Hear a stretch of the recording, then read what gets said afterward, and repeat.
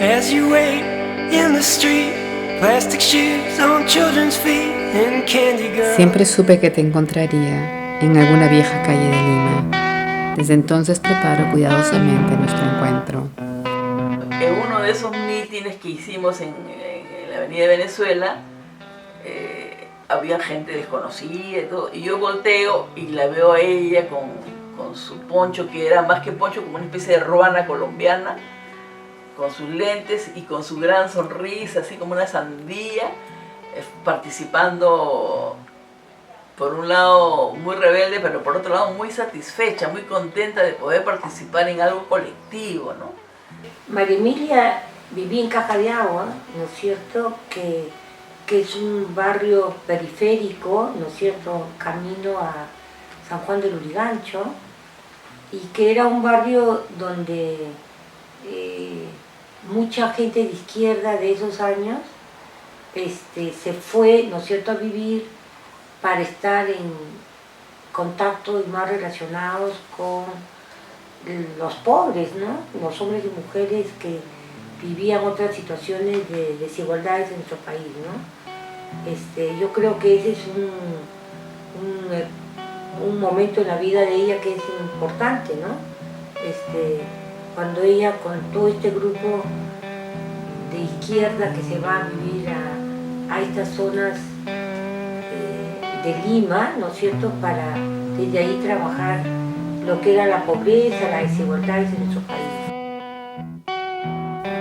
He vuelto al camino de la soledad, al camino de la transparencia y la limpieza. He vuelto a los lugares inéditos donde miedos milenarios pugnan por salir.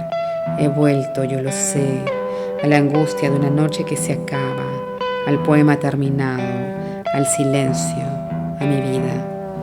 Te recuerdo más a María Emilia, siempre con un cigarro en la mano, o con un cigarro en los labios, mejor dicho, con un poncho que le llegaba prácticamente hasta el suelo. Era el look tal vez de esos años, y un simpaticísimo lentes, aquellos lentes que John Lennon puso de moda en los años 70. Además recuerden, por favor, que ese era el clima de San Marcos, era la temperatura social de San Marcos de los años 70, que estábamos justamente saliendo de la dictadura militar. Después del taller de poesía, después de nuestras sesiones,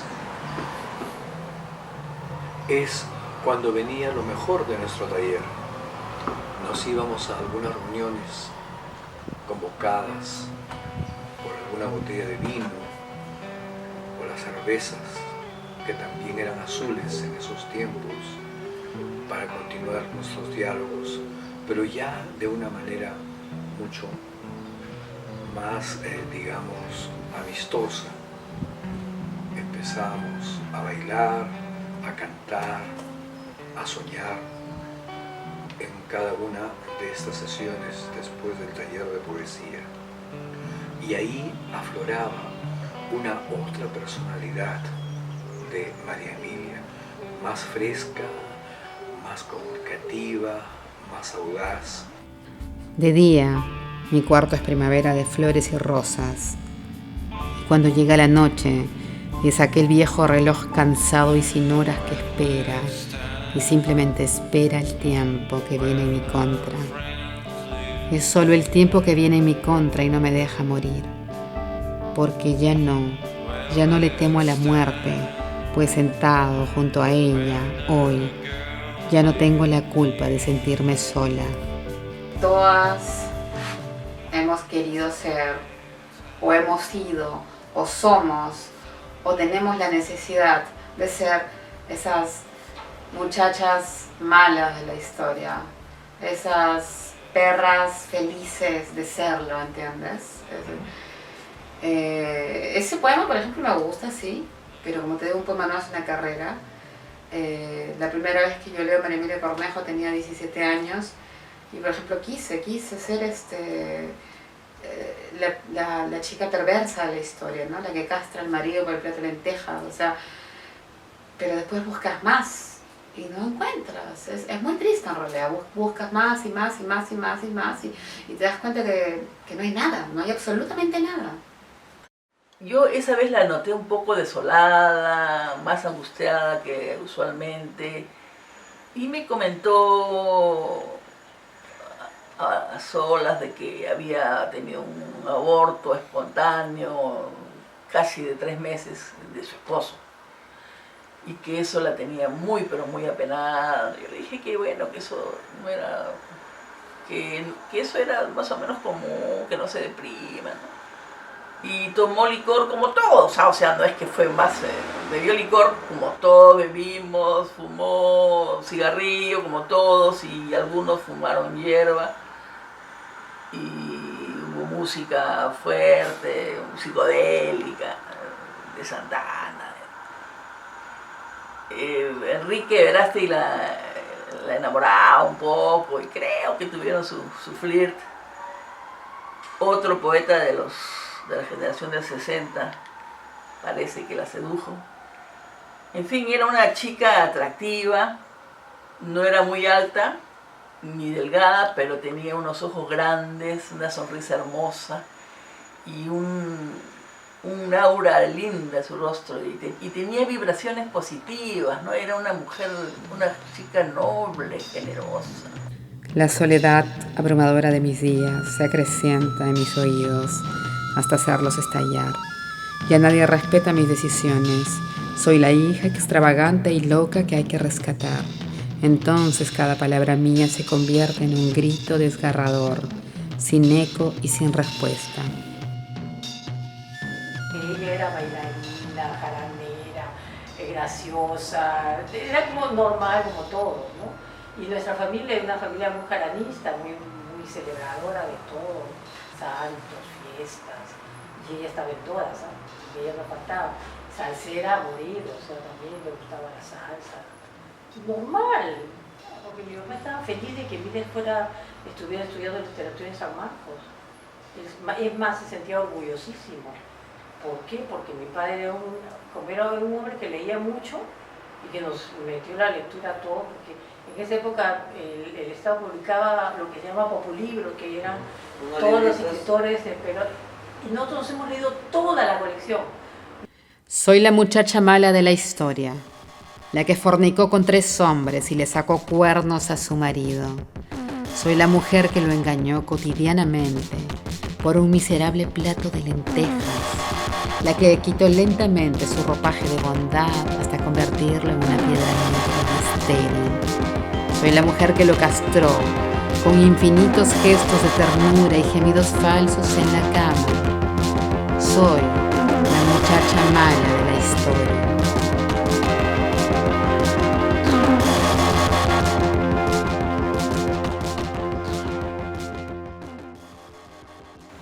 Yo trabajaba en Azángaro, en las oficinas del Grupo Prado, y mi oficina era visitada continuamente por todos los poetas.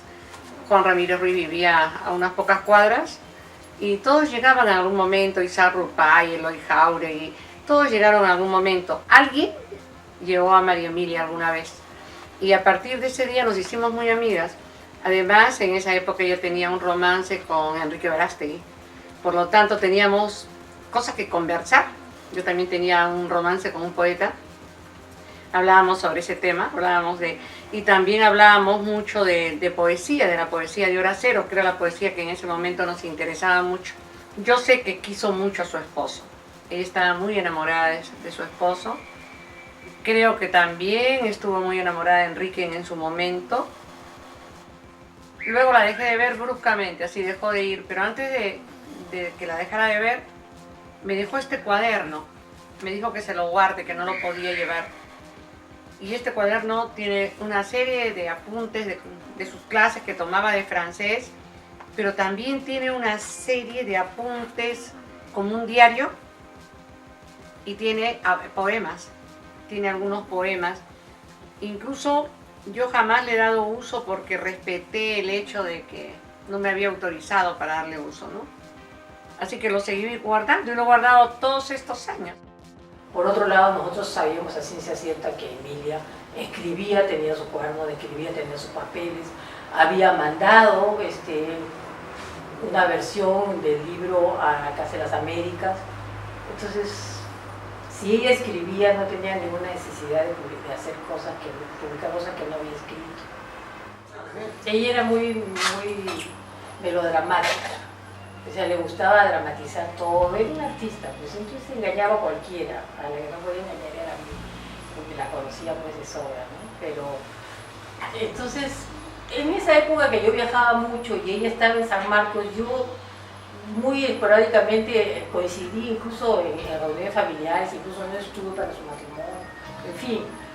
Ella después se fue a Caja de Agua, en fin, que nos separamos un poco, pero bueno, siempre nos veíamos, ¿no? Y una vez me invitó a una salida con la gente de San Marcos a la casa de un profesor en Chaclacayo.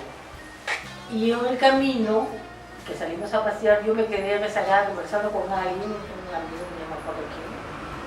Y él me dio una versión de mí que no tenía nada que ver con la calidad, pues, ¿no?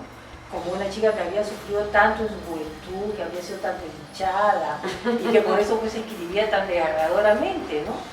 Y entonces yo lo quedé mirando como diciendo, pues esta gorda que le habrá contado a este pobre hombre, porque realmente nada que ver. Y era que ella ya había escrito ya eso de la muchacha mala y todo, y ella vivía lo que escribía. Pero vivía historias de otra gente, si quieres. Porque sí tenía algunos casos patéticos de gente, de amigas que tenía en San Marcos que sí tenían unas historias terribles, ¿no? Entonces ella hacía suyas, si quieres, algunas situaciones y alguna gente que sabe leerla, por eso de repente muchas mujeres atribuyen al rol que ella tuvo como iniciadora del movimiento dentro de las mujeres, ¿no? Sola, descubro que mi vida transcurrió perfectamente como tú lo estableciste. Ahora, cuando la sensación de algo inacabado y ajeno, invade de escrúpulos mis buenas intenciones, solo ahora cuando me siento en la mitad de todos mis caminos, atada a frases hechas, a cosas que se hacen por haberlas aprendido, como se aprende una lección de historia, puedo pensar que de nada me sirvieron los consejos ni las interminables conversaciones con tu madre y esas largas horas de mi vida perdidas en aprendizajes extraños sobre pesos y medidas, colores y sabores, y en el vano intento de ir tras el sol, tras el vuelo de los pájaros. De repente quiero acabar con mi baño de todas las mañanas, con el café pasado, con mi agenda cuidadosamente estructurada de citas y visitas a las que asisto puntualmente, pero es tarde, hace frío y estoy sola.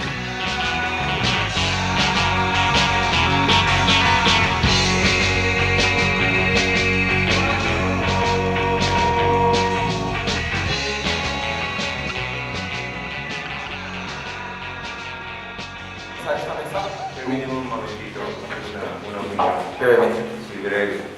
Solamente me enteré que había esta actividad en honor a María Emilia y me apresuré para llegar, para poder conocer el homenaje, participar en el homenaje. Y para decir algo que nunca lo dije ni en familia, pero podría decirse que fui el último que lo vio con vida a María Emilia. Yo he estado en esa noche que llegué a su casa, y la encontré mal. Yo he sido dirigente barrial en Caja de Agua, ahí llegaron los UNECOS, llegó Susana, llegó Javier Iguíñez,